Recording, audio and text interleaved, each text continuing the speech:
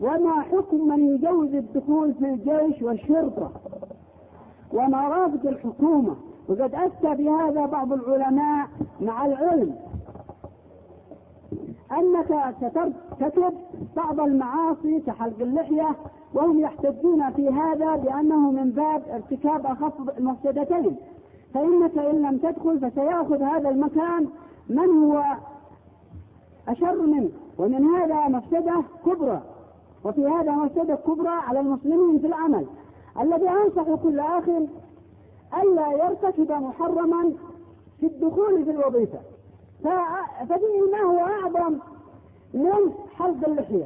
فيه ما هو حلق اللحية محرم ولا يجوز، لكن فيه ما هو أعظم، أنك ستخضع للقانون وتخضع للنظام، وهذا خضوع لغير شرع الله. ورب العزة يقول في كتابه الكريم: أم لهم شركاء شرعوا لهم من الدين ما لم يأذن به الله. وأما قولهم إنه سيأتي الشيوع والبعث ويأخذ المنصب، فأنت لم تستطع بهذه الحالة أن تسد المكان، وربما يكون الشيوع والبعث من فوقك وأنت تنفذ أوامره.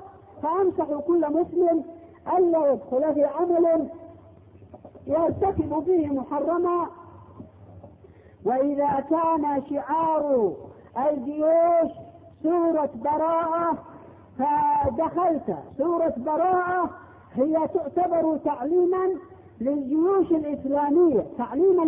الإسلامية، إذا كانت سورة براءة هي شعار الجيوش وهي يعني تحفظ الجيش والشعار الإسلامي هكذا، فذاك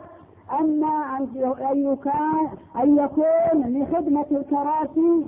فأنا أنصحك ألا تدخل في الجيش وأن تبتعد عنه، وأنت بحالتك هذه ما تستطيع أن تحقق شيئا للإسلام، لكن في مسجدك وفي مدرستك تستطيع أن تحقق للإسلام، والله المستعان. وماذا استطاع أن يحقق أولئك للإسلام؟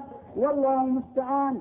وثم بعد ذلك أيضا الوعيد شديد، ولسنا مخيرين، وما كان لمؤمن ولا مؤمنة إذا قضى الله ورسوله أمرا أن يكون لهم الخيرة من أمرهم، ومن يعص الله ورسوله فقد ضل ضلالا مبينا.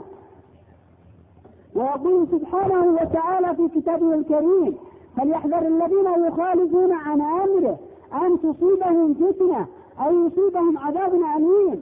فأخواني في الله، الدخول في العسكرية صحيح يبعدك عن دين الله، ما تستطيع أن تنفذ دين الله، وأنت وسيأتي يوم يقول أفاضل الأنبياء نفسي نفسي نفسي، فأنت لا تهلك نفسك وتحرج نفسك من أجل إنجاز غيرك. من الذي قال لهم؟ من الذي قال للعامة يذهبون ويتحاكمون إلى القوانين؟ من الذي دفعهم وضربهم بالعصا إذا لم يذهبوا ويتحاكموا إلى القوانين؟ من الذي منعهم من التحاكم إلى العلماء؟ فلا وربك لا يؤمنون حتى يحكموك فيما شجر بينهم ثم لا يجدوا في أنفسهم حرجا مما قضيت ويسلموا تسليما. وبعدها تأكد أنك لا تدري من أجل أن تسد فراغا، أتكون في كلية الشرطة، أن تكون في كلية الطيران، أن تكون في وزارة التربية، أن تكون في وزارة الداخلية. كم تتفرغ حتى تسد الفراغ؟ ما يسد الفراغ إلا أن يرجع الناس إلى كتاب الله وإلى سنة رسول الله صلى الله عليه وسلم، وإلا فأنت يا مسكين تحرق نفسك، ما تستطيع أن تسد الفراغ، والله المستعان.